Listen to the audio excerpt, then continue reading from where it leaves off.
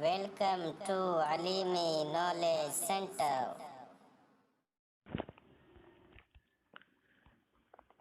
بسم اللہ الرحمن الرحیم الفصل الخامس، پانچویں فصل، الاعراب والبناء والمعرب والمبنی وما یتصل بہما۔ اعراب، بنا، معرب، مبنی اور اس سے متعلق امور کے بیان میں۔ یہاں سے یہ بتایا ہے کہ جب کسی جملے میں مختلف کلمات کو مرتب کر دیا جائے تو کچھ کلمات وہ ہوں گے کہ جن کے ماقبل کے عوامل مختلف ہونے کی صورت میں اور کلمات کے محل کے مختلف ہونے کی صورت میں ان کلمات کا آخر بدل جائے گا، اور کچھ کلمات وہ ہوں گے جن کا آخر نہیں بدلے گا اگرچہ عوامل ماقبل میں مذکور ہونے والے مختلف ہوں۔ تو وہ کلمات کے اختلاف عوامل کی وجہ سے جس کا آخر بدل جائے ان کو معرب کہا جاتا ہے، اور وہ کلمات جن کا آخر یعنی آخری حرف نہ بدلے عوامل کے اختلاف کی وجہ سے انہیں مبنی کہا جاتا ہے، اور عامل کے ذریعے بدلنے کے اس عمل کو اعراب کہا جاتا ہے، اور عامل کے ذریعے نہ بدلنے کے عمل کو بنا کہا جاتا ہے۔ یعنی اعراب، بنا، معرب اور مبنی، ان چار باتوں کو آسانی سے سمجھایا ہے۔ پڑھیں۔ اذن تزمت فی الجملۃ الکلمات، جب جملے میں کلمات منظم و مرتب ہو جائیں، فمنہا ما یتغیر آخرہ باختلاف مرکزہ فی تلک الجملۃ، فمنہا تو ان کلمات میں ما وہ کلمہ ہوگا یتغیر آخرہ جس کا آخر بدل جائے گا باختلاف مرکزہ اس کے محل کے بدلنے کی وجہ سے۔ یعنی کلمے کا محل کلمے کی جگہ بدلے گی، یعنی کبھی حالت رفع کی جگہ پہ ہوگا کلمہ، کبھی نصب کی جگہ پر ہوگا، کبھی جر کی جگہ پر ہوگا، تو اس کلمے کی جگہ کے بدلنے کی وجہ سے اس کا آخر بدل جائے گا فی تلک الجملۃ، اس جملے میں جگہ بدلنے کی وجہ سے، لاختلاف العوامل التی تسبقہ، ان عوامل کے مختلف ہونے کی وجہ سے جو اس کلمے سے پہلے ہوں گے۔ یعنی کلمے کے ماسبق میں کلمے سے پہلے مذکور ہونے والے عوامل کی وجہ سے اس جملے میں کلمے کے محل کے بدلنے کے سبب اس کلمے کا آخر بدل جائے گا۔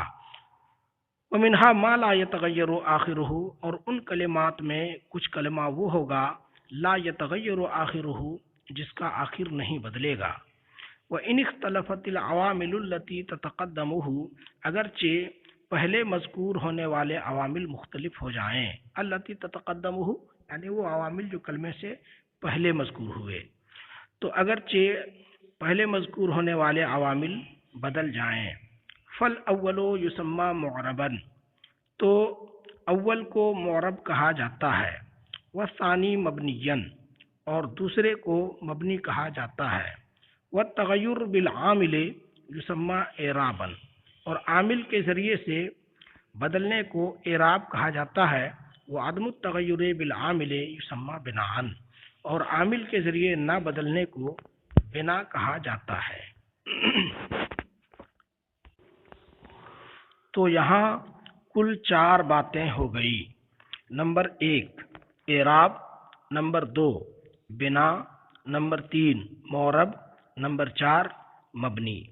ان چاروں میں سے ہر ایک کی تعریف اور مثال اور اس کی قسموں کو تفصیل سے بیان کیا جاتا ہے، اسے غور سے سماعت کریں۔ نمبر 1 پر ہے اعراب۔ اعراب کی لغوی و اصطلاحی تعریف کی گئی ہے۔ لغت میں اعراب کے معنی ہے ظاہر کرنا، واضح کرنا۔ جب کہا جاتا ہے اعربت عن سروری، تو اس کے معنی ہوتے ہیں کہ میں نے اپنی خوشی کو ظاہر کیا اور واضح کیا۔ یعنی ظاہر کرنا، واضح کرنا، یہ اعراب کا لغت میں معنی ہے۔ دیکھیے، الاعراب لغتن، لغت کے اعتبار سے اعراب هو الاظہار والابانۃ، ظاہر کرنا اور واضح کرنا ہے۔ تقول، تم کہتے ہو، اعربت عن سروری، میں نے اپنی خوشی کا اعراب کیا، اذا اظہرتہ و ابنتہ، جب تم خوشی کو ظاہر کرتے ہو اور جب واضح کرتے ہو۔ اعراب کی اصطلاحی تعریف سماعت کریں۔ اعراب کی اصطلاحی تعریف یہ ہے کہ اعراب وہ ظاہر یا پوشیدہ اثر ہے جسے عامل کلمے کے آخر میں پیدا کرتا ہے۔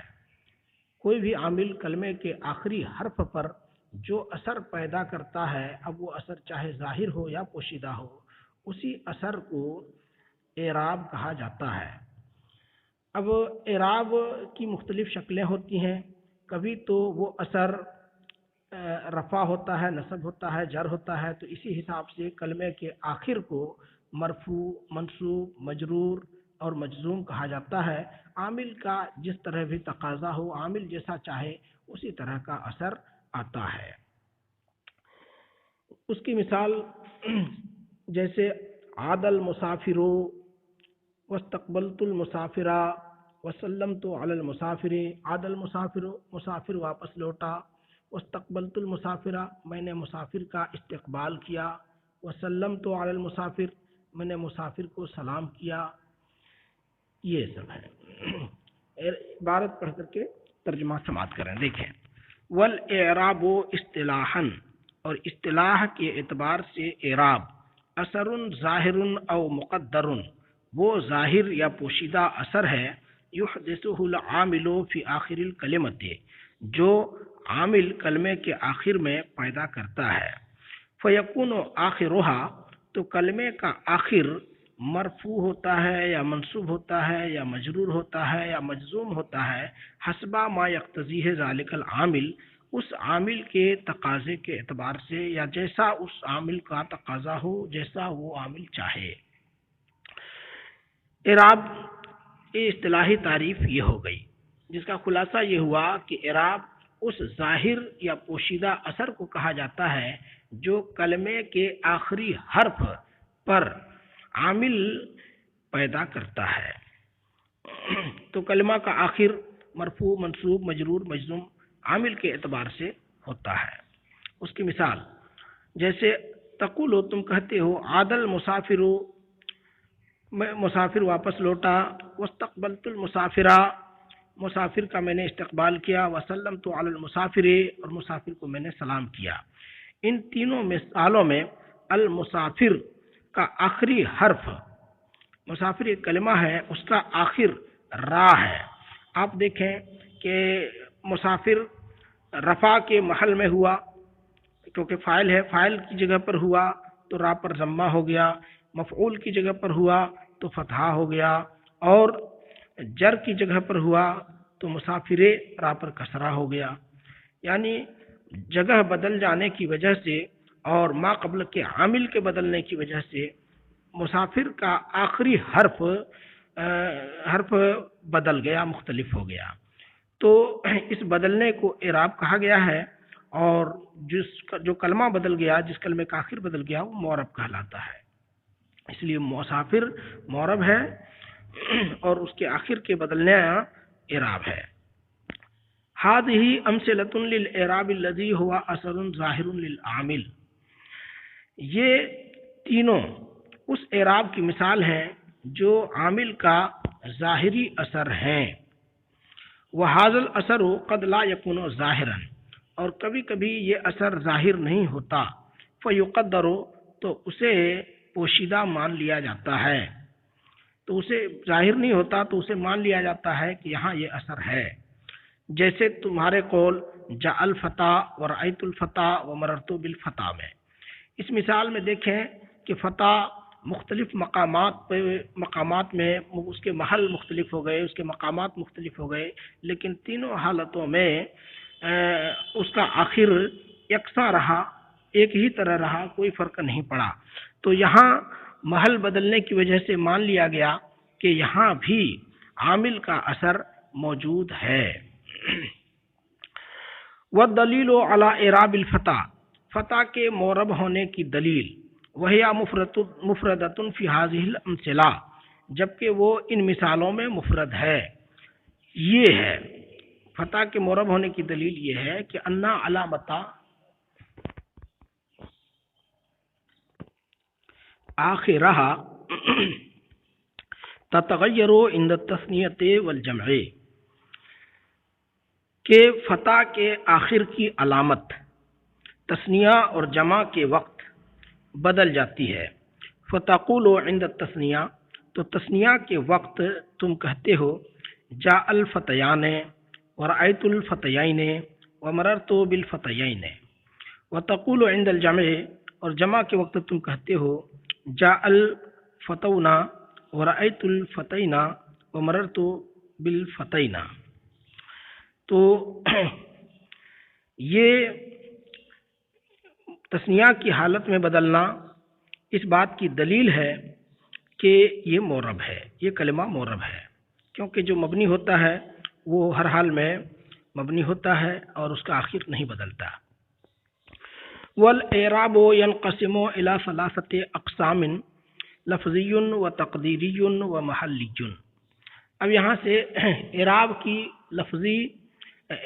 کی لغوی و اصطلاحی اور تعریف اور اس کی مثال بیان کرنے کے بعد اب اعراب کی قسموں کو بیان فرمایا، تو فرمایا والاعراب ينقسم الى ثلاثة اقسام، اعراب کی 3 قسمیں ہیں، لفظی، تقدیری اور محلی۔ ہر ایک کی تعریف اور مثال سماعت کریں۔ اعراب لفظی اس اعراب کو کہا جاتا ہے کہ جس کے تلفظ سے کوئی چیز مانے نہ ہو، جس کو بولنے سے کوئی چیز مانے نہ ہو، جس کو تلفظ کرنے سے کوئی چیز مانے نہ ہو، جیسے سماعت کریں۔ فل اعراب اللفظی، اعراب لفظی ہوا ما، وہ اعراب ہے لا یمنع من النطق به مانع، کہ جس کے بولنے سے کوئی معنی نہ روکے، جیسے جاء سلیم، سلیم آیا، وقابلت سلیما واخذت من سلیم، یہاں سلیم، سلیمن، سلیمن، اس طرح فتحہ، ضمہ، فتحہ اور کسرہ کے ساتھ سلیم کے پڑھنے کو، سلیم کے تلفظ کرنے کو کوئی چیز مانے نہیں ہے، تو ایسے اعراب کو اعراب لفظی کہا جاتا ہے۔ والاعراب التقدیری، اور تقدیری اعراب، تقدیری اعراب اس کے بالمقابل وہ ہوگا کہ جس کے تلفظ کرنے اور جس کے بولنے سے کوئی چیز مانے ہو۔ اب جو مانے ہوگا وہ مختلف ہو سکتا ہے، ایک تو یہ کہ تلفظ کرنا متعذر اور دشوار ہو، دوسرا یہ کہ تلفظ کرنا ثقیل اور بھاری ہو، تیسرا معنی یہ ہو سکتا ہے کہ کوئی مناسبت ہو، کسی اور چیز سے مناسبت ہو ایسی کہ جو روکے تلفظ کرنے سے۔ ہر ایک کی مثال سماعت کریں، دیکھیں۔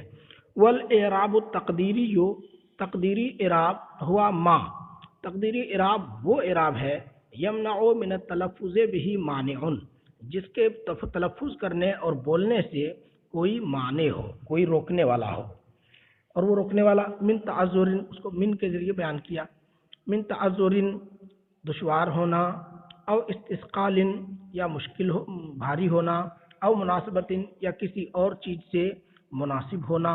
تو یہ وہ چیزیں ہیں جو اعراب لفظی کو بولنے سے، اعراب کے بولنے سے، اعراب کو کے تلفظ کرنے سے مانے ہیں۔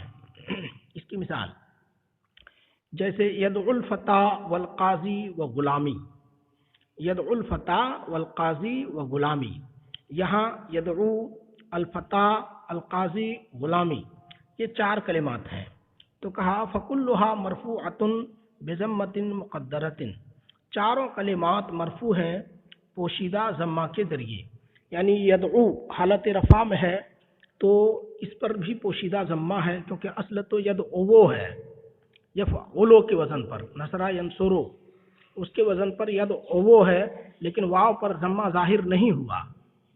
اسی طرح الفتح، یہ یدعو کا فاعل ہے، فائل ہونے کی وجہ سے اس پر بھی ضمہ ہونا چاہیے تھا، لیکن وہ ضمہ اس پر بھی نہیں آیا۔ اسی طرح القاضی ہے، یہ بھی حالت رفع میں ہے کیونکہ یہ معطوف ہے الفتح پر، اور معطوف علیہ کا جو اعراب ہوتا ہے وہی معطوف کا اعراب ہوتا ہے، تو معطوف علیہ چونکہ مرفوع ہے تو قاضی بھی مرفوع، اسی طرح غلامی بھی مرفوع ہے۔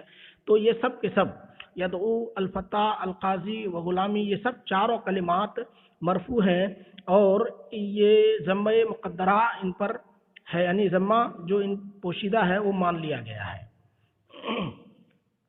تو کہا فَكُلُّهَا مَرْفُوعَةٌ بِضَمَّةٍ مُقَدَّرَةٍ، سارے کلمات مرفوع ہیں ضمہ مقدرہ کے ذریعے۔ لا تظہر علی اواخر هذه الکلمات، جو ضمہ ان کلمات کے آخر پر ظاہر نہیں ہوتا ہے، پیش ان کلمات کے آخر میں ظاہر نہیں ہوتا ہے۔ کیوں؟ لِتَعَذُّرِهَا فِي الْفَتْحِ، کیونکہ فتح میں ضمہ دشوار ہے، مشکل ہے، اس لیے کہ فتح تا کے بعد الف مقصورہ ہے، آخری کلمہ الف مقصورہ ہے، اور الف مقصورہ ہمیشہ ساکن ہوتا ہے، اس پر ضمہ کا تلفظ ہو ہی نہیں سکتا۔ الفتح، تا کے بعد جو الف ہے وہی آخری حرف ہے، وہی آخر ہے کلمے کا، اس پر ضمہ، فتحہ، کسرہ کسی بھی حرکت کا تلفظ نہیں ہو سکتا دشوار ہونے کی وجہ سے، یعنی ناممکن ہونے کی وجہ سے۔ اس لیے یہاں پہ الفتح میں مان لیا گیا کہ ضمہ ہے، مقدر ہے۔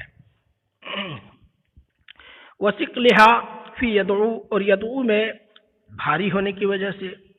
کلمہ یدعو میں اصل عبارت تو یدعو ہے، واو پر ضمہ دیں گے تو یدعو بنے گا، لیکن واو خود ضمہ کی طرح سے ہے، اب اس پر ایک ضمہ دے کر کے دے دینا یہ خود اس کو مشکل بنا دیتا ہے اور بھاری بنا دیتا ہے، اس لیے ثقالت کی وجہ سے ضمہ مان لیا گیا ہے۔ تلفظ سے، ضمہ کے تلفظ سے ثقیل ہونا، یہ ضمہ کے تلفظ سے کیا ہے؟ مانے ہے۔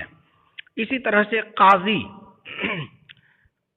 قاضی میں، اور اسی طرح سے قاضی میں کیا ہے؟ یا حرف ہے جس پر ضمہ دشوار ہوتا ہے، اس بھاری ہوتا ہے۔ تو جس طرح سے یدعو میں واو پر ضمہ بھاری ہوتا ہے، اسی طرح یا پر ضمہ بھاری ہوتا ہے، تو یدعو اور قاضی میں ضمہ کے ثقیل ہونے کی وجہ، ثقیل ہونا یہ ضمے کے تلفظ اور نطق سے مانے ہے، اس لیے یدعو اور قاضی میں ضمہ کو مان لیا گیا۔ وَلِأَجْلِ مناسبت یا المتکلم فی غلامی، اسی طرح غلامی میں یا متکلم کی مناسبت کی وجہ سے، یعنی غلامی میں میم، غلام میں میم یہی آخری حرف ہے، یعنی کلمہ غلام ایک کلمہ ہے، اس کا آخری حرف میم ہے، لیکن میم کے بعد یا متکلم ہے، اور یا متکلم کی مناسبت میم پر ضمے کے تلفظ سے مانے ہے۔ یا کی مناسبت، یا یہ متکلم کی مناسبت غلام کے میم پر ضمہ کے تلفظ اور نطق سے مانے ہے، تو اس معنی کی وجہ سے ضمہ کا تلفظ نہیں ہو سکتا ہے، لیکن مان لیا گیا ہے کہ یہاں پہ ضمہ موجود ہے۔ تو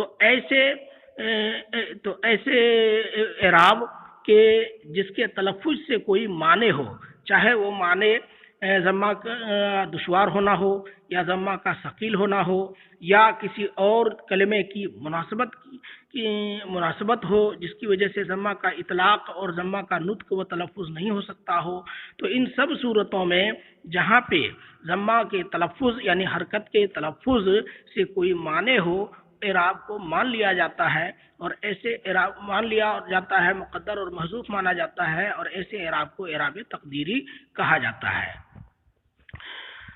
تیسری قسم ہے اعراب کی اعراب محلی۔ اعراب محلی وہ اعراب ہے جو ان مبنیات پر طاری ہوتا ہے جن پر کسی اعتباری تبدیلی کی وجہ سے مبنی طاری ہوتا ہے، یعنی جو بذات خود مبنی تو نہیں ہوتے ہیں، لیکن کچھ شدید مشابہت، مبنیات سے شدید مشابہت کی بنا پر یا سخت یکسانیت کی بنا پر ان کو مبنی مان لیا جاتا ہے، اعتبار کر لیا جاتا ہے۔